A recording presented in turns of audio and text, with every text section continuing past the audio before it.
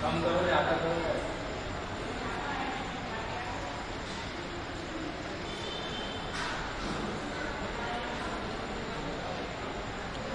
साहब का इस्तेमाल करने जा रहे हैं। बस में उम्मीद से जकी अनवर साहब और शकील उर्दी साहब तशरीफ ले आए। खलील अख्तर सरदार साहब भी हमारे दरमियान मौजूद है। खलील अख्तर अंसारी सरदार जो डॉक्टर आलम अंसारी साहब का इस्तेमाल कर रहे हैं। बस में शाहीन बुरहानपुर उर्दू बुरहानपुर से बनाल अख्तर और सैयद मसूद अली साहब से दरख्वास्त करूँगा कि वो यहाँ तशरीफ ले आए। साहब फाउंडेशन की जानिब से तालिब हुसैन साहब भी डॉक्टर आरिफ अंसारी साहब का इस्तेमाल कर रहे हैं। ये इस्तेमाली कार्रवाई बहुत जल्दी से इख्तिताम पजीर होगी और मुशायरे का आगाज होगा।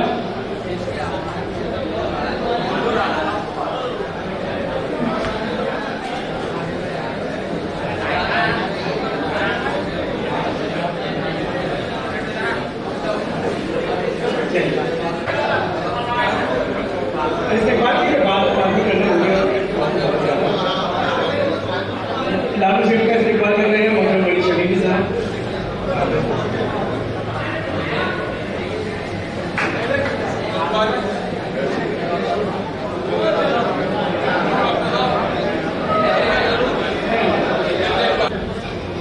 लालू सेठ का इस्तेमाल साहिब किताब का इस्तेमाल किया जा रहा है।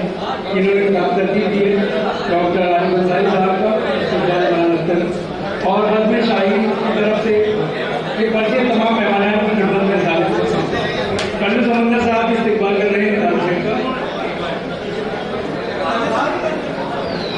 आरिफ अंसारी साहब का इस्तेमाल कर्नल समंदर। बस में शाहीन की तरफ से ये रिसाले और तमाम लोगों को इस्तेमालिया कार्रवाई खत्म की जाती है। मैं बराए मेहरबानी बाद में करना बीच में सब बीच में हमें इन लोगों के जज्बों को भी ख्याल करना है।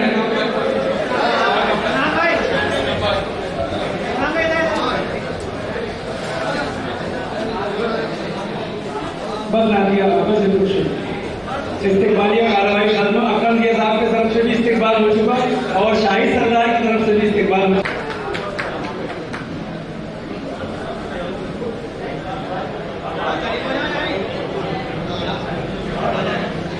चलिए अब काफी इन्होंने शायरी की है लोगों की किताबों को मैं आप तमाम लोगों से दरख्वास्त करूँ। अब इस कदर में मैं चाहूँ कि दम निकल जाए। बहुत बहुत शुक्रिया। बेशक किसी ने कहा है कि खुलूस को बदला खुलूस ही मिलता है, तो मेरे अहबाब मेरे बुजुर्ग इन सब लोगों ने मेरी जो हौसला अफजाई की है ये मुझे इसके लिए अग्रसर करता है आगे के लिए मैं आगे के काम कर सकूँ।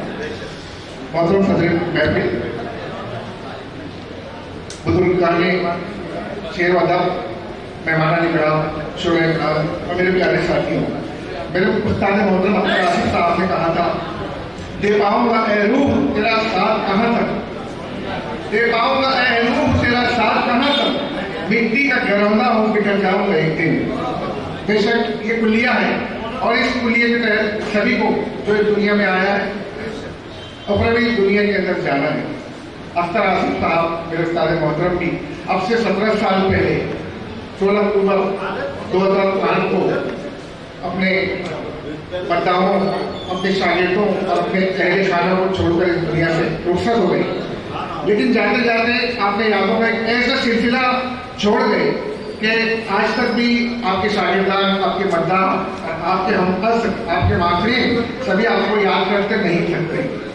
तो ये आपकी शख्सियत, आपकी मिलनसारी, आपके इखलास का नतीजा है जो आप आज तक याद किए जाते रहे हैं। हाज़िर इकराम,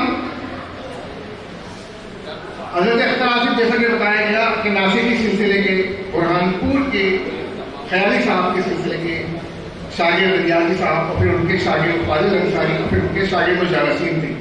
गोया कि फाजिल अंसारी जिन्होंने बुरहानपुर में जदीद शायरी की एक तरह से बिगाड़ डाली, उससे पहले भी जो शायरी रिवायती अंदाज में हुई थी अपनी सी कोशिशें थी शोरा इकराम की, लेकिन फाजिल अंसारी ने उसको बहुत अच्छे अंदाज में पेश किया और निशात गम और निशात फिक्र के नाम से उनके दो मजमू आए कलाम अंदर आम पर आए।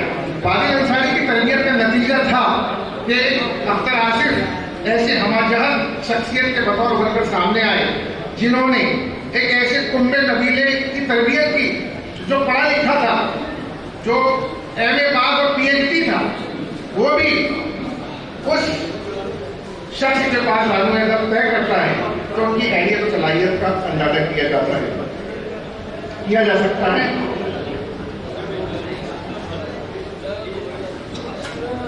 किसी फारसी शायर ने कहा है, हेज चीजें खुद ब खुद चीजें नशुर, हेज चीजें खुद ब खुद चीजें नशुर, हेज आहन खुद ब खुद पैगे नशुर, मौलवी हरगिज नशुर मौलाए रोम ता गुलाम शम्स तबरेज़ नशुर। इसके पीछे ये है कि कोई भी चीज अपने आप वजूद में नहीं आती, कोई लोहा अपने आप तलवार नहीं बन जाता। इसी तरीके से मौलाना रोम जो मौलवी था वो मौलवी रहता, लेकिन एक मुज्तहिद और एक इनकलाबी शख्स तब बना जब उसको शम्स तबरेज़ जैसा उस्ताद मिला, शम्स तबरेज़ की गुलामी की, तब ये उस नतीजे को पहुंचे कि आज उनकी दुनिया याद कर रही है। ऐसा ही सिलसिला वाजिद अंसारी का था, ऐसा ही सिलसिला आसिफ साहब का है, आसिफ साहब के शागिर्दान का एक तवील सिलसिला है जिसमें अच्छे अच्छे खूबसूरत शुरा हैं जो अपने कलाम से आज भी सामईन को न सिर्फ मुशायरों के हवाले से महसूस करवा रहे हैं बल्कि रसायन में छप रहे हैं और उनके मजमूए कलाम भी बदरियाम पर आ रहे हैं, क्योंकि आपका और मुशायरों का बहुत कम वक्फा रह गया है। बस मैं मेरे उस्ताद मोहतरम अख्तर आसिफ को खिलाफ अकीदत के बतौर चंद शेर पेश करके अपनी जगह लूंगा कि जो रात हर रात हम लोग सुलह के जलसे सुना किए, हर रात हम लोग सुलह के जलसे सुना किए, हर सुबह कत्ल खून की खबरें पढ़ा की, तकरीब उसका काम था तामीर मेरा शौक। उस्ताद अख्तर आसिफ फरमाते हैं, तकरीब उसका काम था तामीर मेरा शौक, जितने मकान जला किए उतने बड़ा किए। तकरीब उनका काम था तामीर मेरा शौक, जितने मकान जला किए उतने बना किए। और ये उस्ताद अख्तर आसिफ के शेरी मजमूए आजाद परिंदे के सरनामे पर है कि लौटा सजा जो काट के ना करता जुर्म की, लौटा सजा जो काट के ना करता जुर्म की, घर आके उसने सारे परिंदे रिहा किए, घर आके उसने सारे परिंदे रिहा किए। अब किससे संगोखार का शिकवा करे हम खुद ही अपनी राह से हटकर चला गई।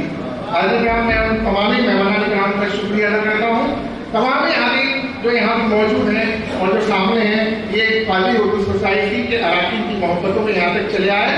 इन शोरा जिनकी किताबें बनकर यहाँ पर आई है, दरमिस के हजरत इस्माइल फैली साहब और अख्तर आसिफ साहब, हमने तो मकबूल कोशिश की है कि उनके मज़ामीन को यकजा करके एक कोशिश है, लेकिन इसमें अर्ज़ के साथ जिन मुहक्किकीन ने तहकीक करके मज़ामीन तहरीर की है, मज़ामीन लिखे हैं, वो भी काबिल मुबारकबाद है। उनमें से बहुत से यहाँ हैं, बहुत से अदब मौजूद है।